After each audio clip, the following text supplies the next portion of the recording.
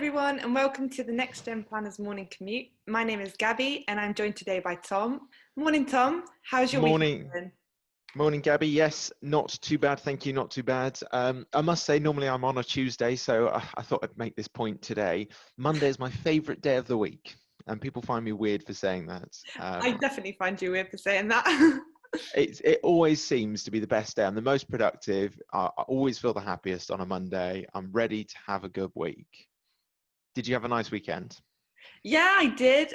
I saw a snake, which freaked me out a little bit, but overall, it was a good weekend. Where did you see said snake? I went for my normal walk, the lockdown usual stuff, and I thought it was a worm at first, but actually it was a grass snake. So yeah, just behind the fields and behind my house. Oh. Yeah, I'm a bit freaked out by going in the bushes now. I probably won't ask. How long was the snake anyway? Like that. It was small, but it wasn't pretty. Fine. I'm not. I must admit, I'm not a huge fan of snakes personally. I'd take spiders any day over snakes. Yeah, anyway, same. That's what I was thinking. I actually thought that. What, you take a spider? Yeah. Well, there we go. And anything else exciting happen on your weekend at all? No, I just sunbathed really. I think most of the country did, because this week isn't due to be quite so nice. Anyway, moving the show on. So we've got the news. Next up, we have the news from New Model Advisor, and today it's brought to us by Will Robbins. Good morning, Will. Good morning. How are you doing? Not too bad, thank you very much. How about yourself? I'm good. Do you want me to crack on? Crack on as much as you'd like. Great, as much as I like. Great. First of all, elephant in the room. There's a little bit of a beard going on here. I was sort of last minute choice to go in and do the news today. I'm happy to hear your views. I've never been able to grow a beard. This is like the entire growth from lockdown. But yeah, let me know. Should I keep doing it? Should I shave it off? And if I do keep doing it, will anyone pay me to do it for charity or something like that? Just let me know. Anyway, news this morning. It looks like the FTSE's up a bit. I think it's mainly for a couple of things. So there's some news from Asia, with the Bank of Japan kicking off a monetary policy meeting, and I think there's sort of expectation that there's going to be sort of some stimulus over there. So obviously that's feeding through, as well as news that lockdown measures are being eased in some countries in Europe. I think Italy in particular today, I was hearing they're starting to sort of, sports teams can sort of start practicing together, and there's sort of more sort of, they've got a plan basically of when various businesses will open. It's worth looking at. It's quite interesting. It may sort of provide a bit of a blueprint for what happens here. They're sort of staging what different things are going to happen in different weeks. And so there's some optimism coming back in, but as we can see with these things, it basically changes daily. So that's basically what's happening with the FTSE. In terms of news today, I mean, the main news from NMA is sort of features, so to speak, to use a technical term. But we've got an exclusive interview published this morning. We actually released it as a podcast and over the weekend ahead if you were checking the site. But it's an exclusive interview with Royal London CEO Barry O'Dwyer. I know a few of you probably use Royal London. It was highly rated when we were surveying people about service. So I sort of, asked for an interview and they gave it, which is really nice. But Barry, I've interviewed Barry a few times when he was at Prudential, when he was at Standard Life, which he spent quite a lot of his career, and now at Royal London. What did he talk about? Well, we obviously talked about how they got people working from home so quickly, and that's just of interest to you when you're interested in things like electronic signatures and telephony and things like that affect you. You might have some insight into how they got that done. But sort of looking to the future and sort of revelatory stuff, asked him about the Eccentric platform sale. I wouldn't confirm or deny, of course, that it was for sale. We think it is. But he said it was still under review and it had been performing well. I don't know if any Eccentric users here. We seem pretty pleased with the business. So possibly there's a sort of a review going to go on. I don't think a sale sounds like a sale might not happen now if it was happening at all. And we'll talk to him about sort of what might happen in the future. And there's some interesting comments there from Barry, reflecting on a lot of sort of the goodwill towards the NHS and the change in attitude there's been over the last few weeks. And he really drops a really heavy hint that could change a lot of rural London's quite sort of mainstream investment policy, sort of mainstream pensions, things like that. They could take a more ESG footing. So obviously he doesn't want to commit to sort of anything hard and fast. There's a lot of talk about conversations that he wants to have with advisors. And also, the way he phrases it is clients are going to be talking to advisors about this sort of stuff, and we don't want advisors to be caught out. So we're going to support advisors doing X, Y, Z. And he uses a comment like, I think it's sort of as part of that, there is a conversation I'm keen to have with our customers and advisors about responsible investing. How should you be using your pension for the greater good rather than just maximizing your returns? So I just think that's a really fascinating comment from the CEO of a huge pension provider, huge mutual. And of course, being a mutual is really important. They don't have shareholders. And there's a lot of heavy hints in the interview about how glad he is to be away from the shareholder environment now. Especially he's just come from Standard Life, where he saw a lot of change over the last few years with the merger and the spinning off with Phoenix. And there's a comment towards the end where you feel like he's kind of glad to be out of that.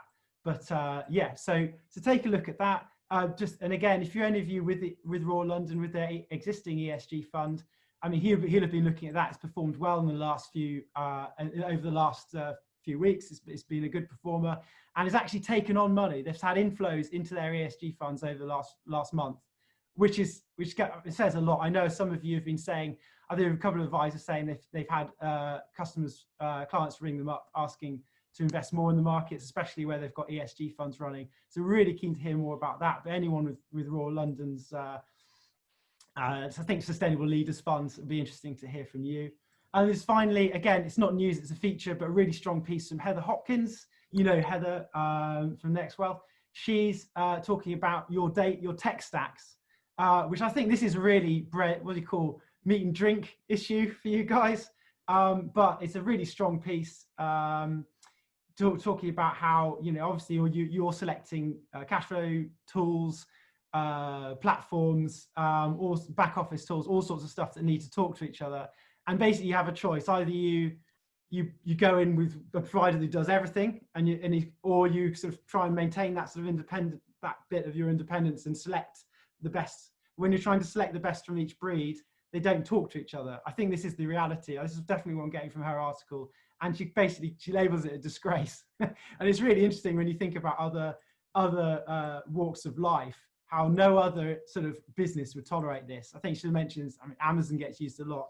But if Amazon, when you looked at a product on Amazon, if the rest of Amazon didn't know that you were doing that, it wouldn't be able to do half the amazing things it's able to do. And you guys seem to have to be living with kind of ridiculous situation. You might have some great experiences, tell us that, but check out our article. She goes into quite a lot of detail. There's quite a lot of stuff from her surveys that she's done.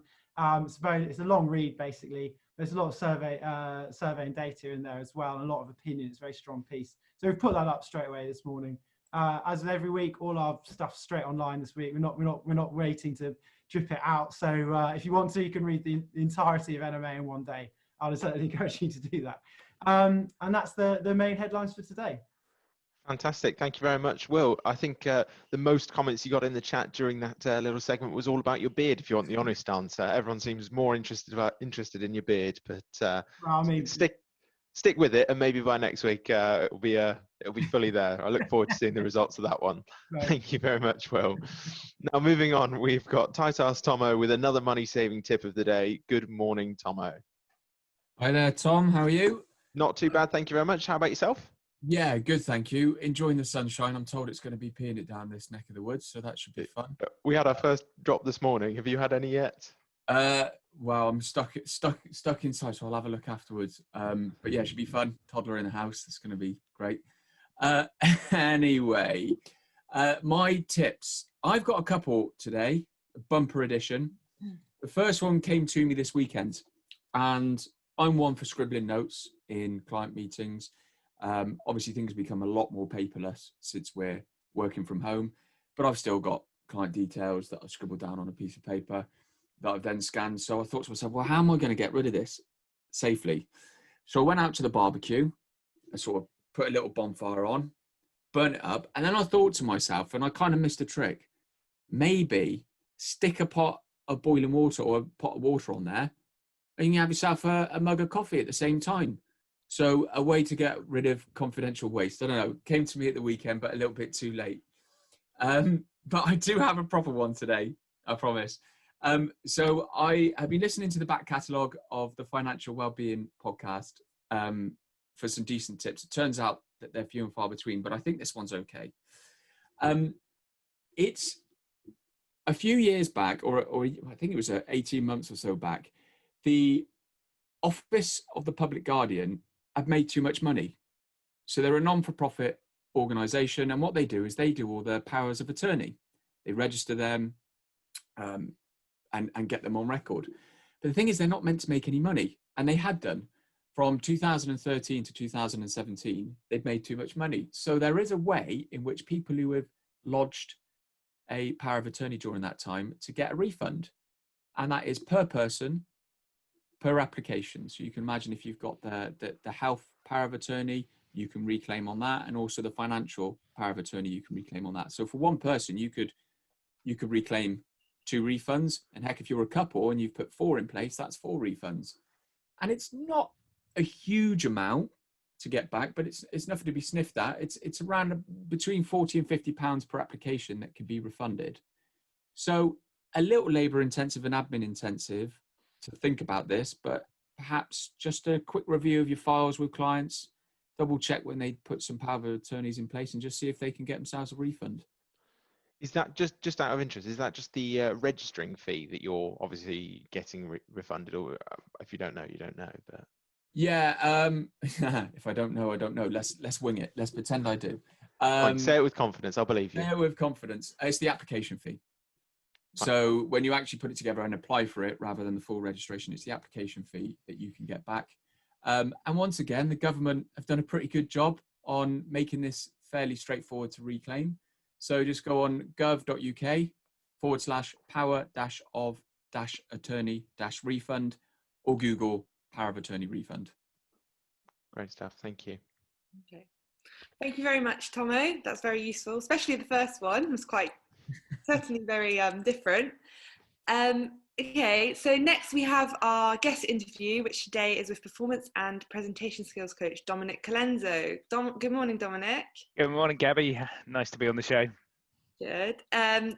Many in our audience will know a little about you from our conference last year or work you're doing in our speaker and influencer program, but you have also been a Hollywood actor. Tell us what it's like to be on set of a Hollywood movie. What are best and worst aspects?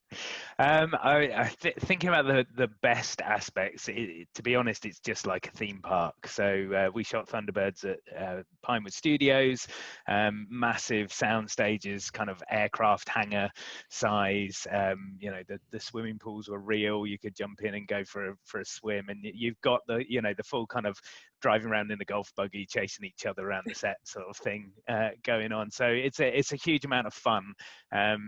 Things explode when you press a button, it works, and all of that sort of stuff. So lots of laughs.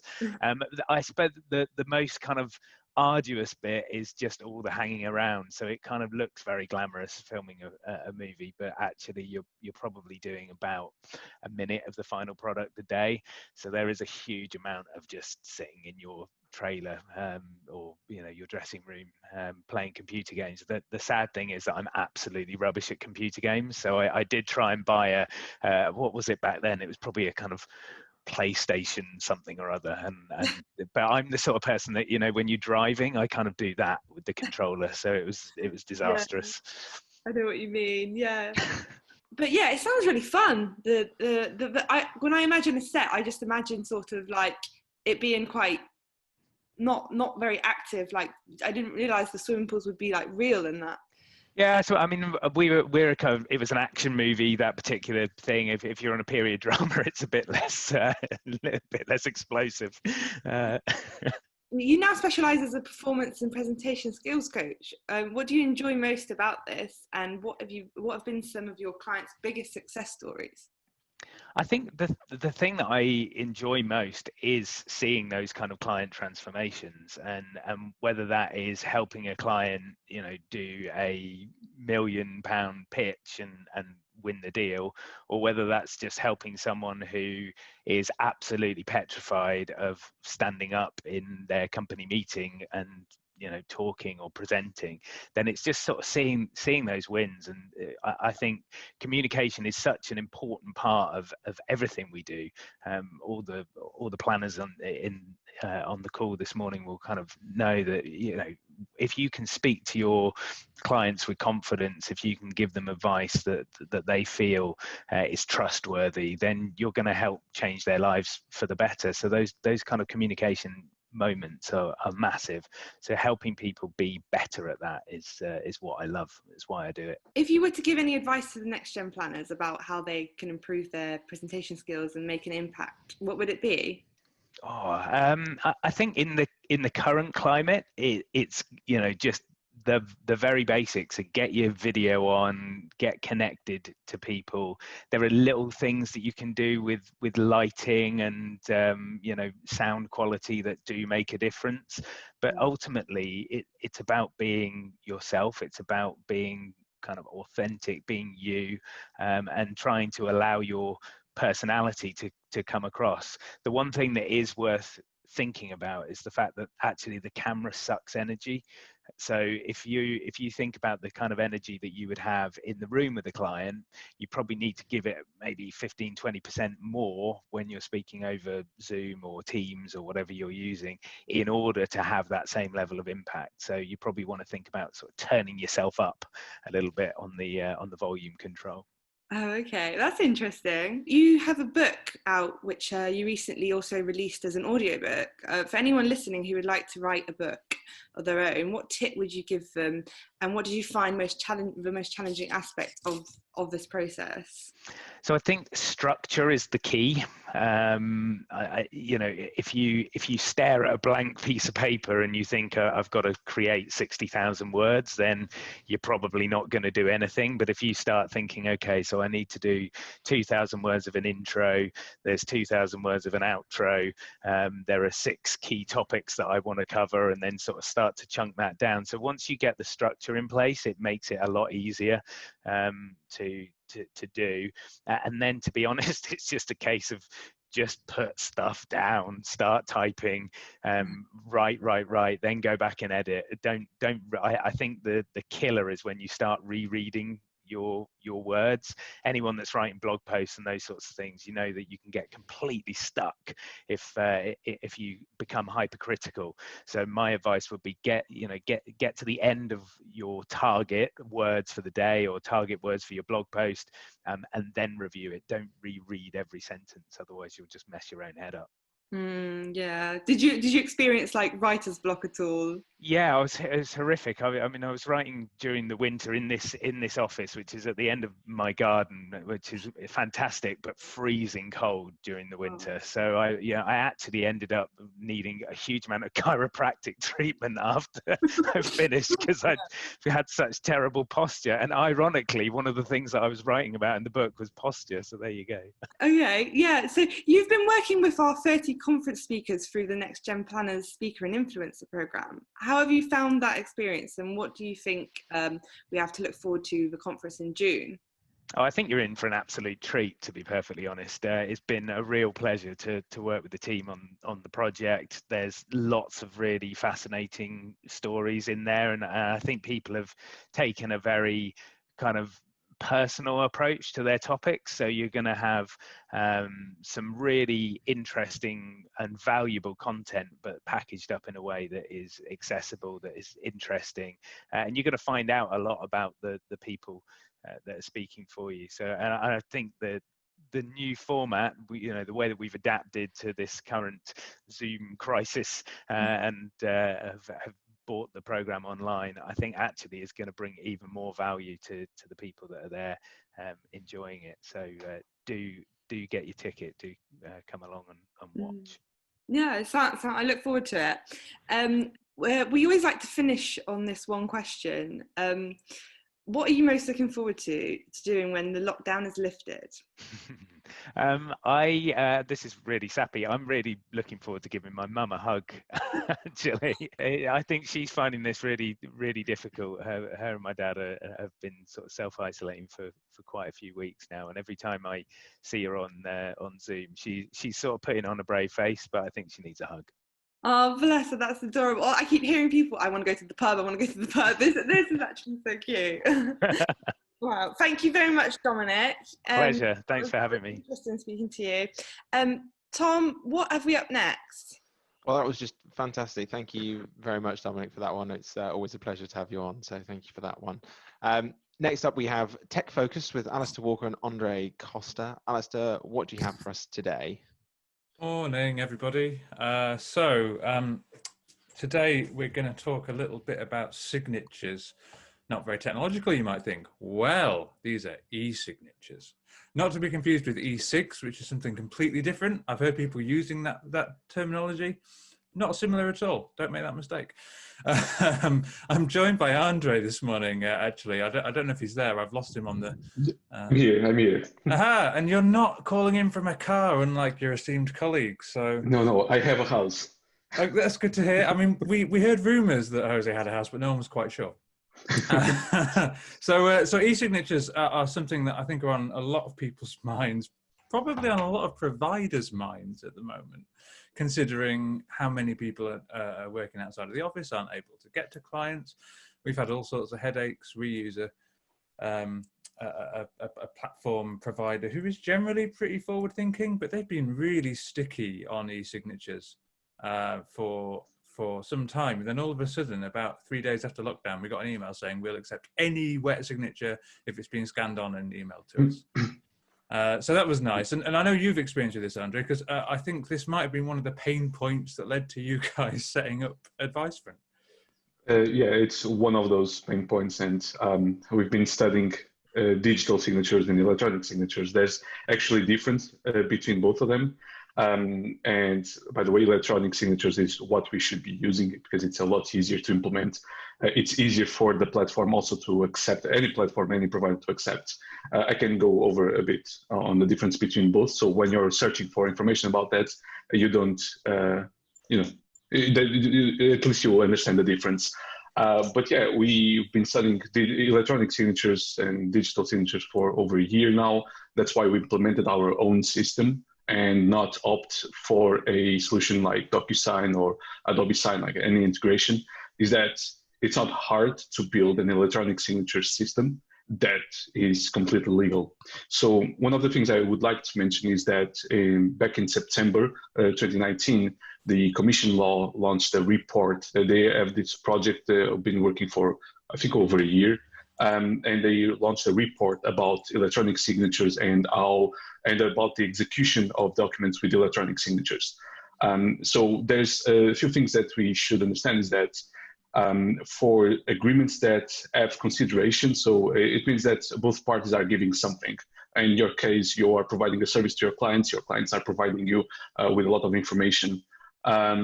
So for those type of documents, electronic signatures will be suffice. So there's no reason why any platform or any other provider would refuse to accept this. And for agreements that lack consideration, so for example, a data protection policy, that one doesn't even need to be signed in any way. As for power of attorneys or other deeds where you actually need a witness that you are signing, they still need to be wet signed. We've been talking with our lawyers about this, so to find a way to actually have witnesses seeing you signing, but everything electronic.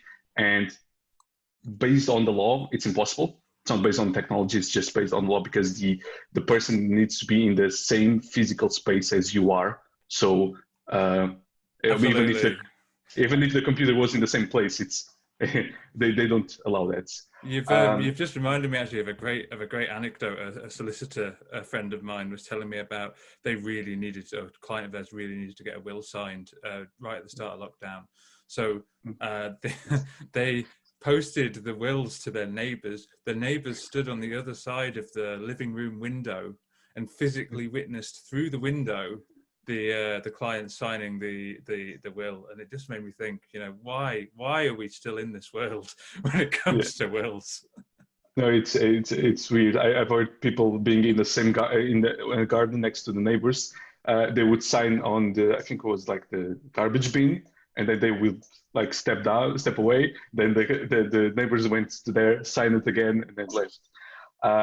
Yeah. So, but basically, power of attorneys and other deeds can't be electronically signed, unfortunately. And but the rest can. And one of the reasons why electronic signatures is so easy to implement is because in the UK, you could even like just having an X would be enough to sign some agreements. You have that, you just initial stuff like this. It's legal by the UK law that you could sign a document with just an X. So having an electronic signature is actually a bit better than that because it's also easy to implement. You don't even need the scribble like DocuSign or Adobe Sign. It can just be a button on a website or something like that.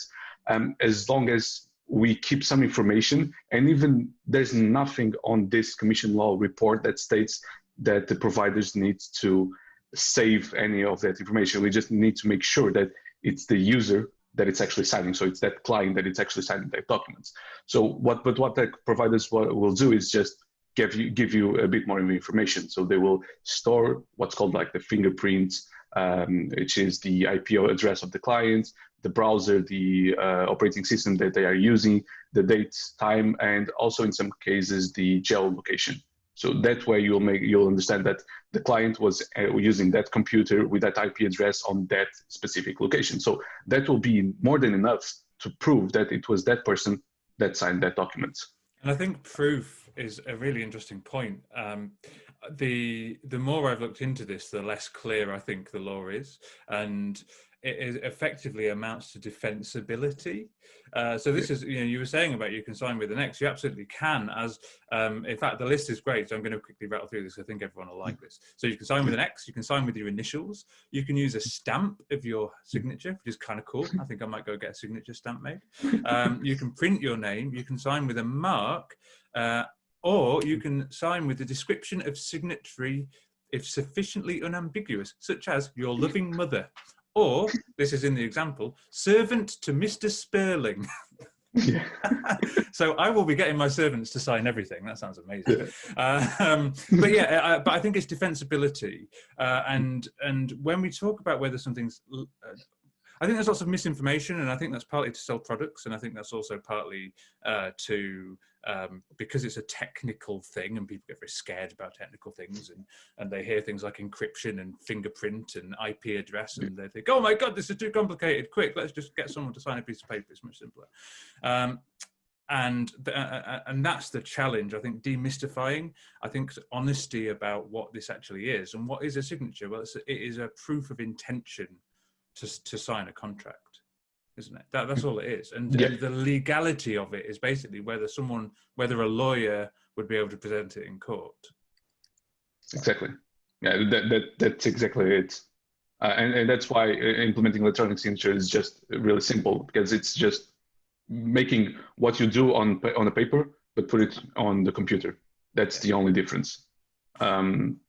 Yeah, and I think we are seeing movement, and as I say, I think this is one, tenuously positive thing that will come out of this whole interesting mess we find ourselves in, is that compliance departments are having to be quiet around this so that people can keep doing business. But that's our little rant on e-signatures for this morning. If anybody has any other topics or areas of interest they'd like us to cover, just give us a shout. Otherwise, it's back to Tom and Gabby. Fantastic. Thank you very much, Alistair and Andre. Very good stuff indeed. Gabby, what do we have on tomorrow's show? So tomorrow we have an interview with Tamsin Kane of Smart Divorce, and we will be asking Tamsin how the lockdown is likely to be affecting families going through divorce. We also have an interview with Morwena Tyler from Swansea University, talking about how her students are preparing for the first ever Next Gen Planners virtual boot camp. And it's a Tuesday, so we have Catherine Morgan's coaching focus. Thank you very much, Gabby, and thank you everyone for joining us. I hope you have a great day, stay safe, and remember it's Monday. It's my favourite day of the week, so make it yours as well. Have a lovely day, everyone. Thank you very much for listening.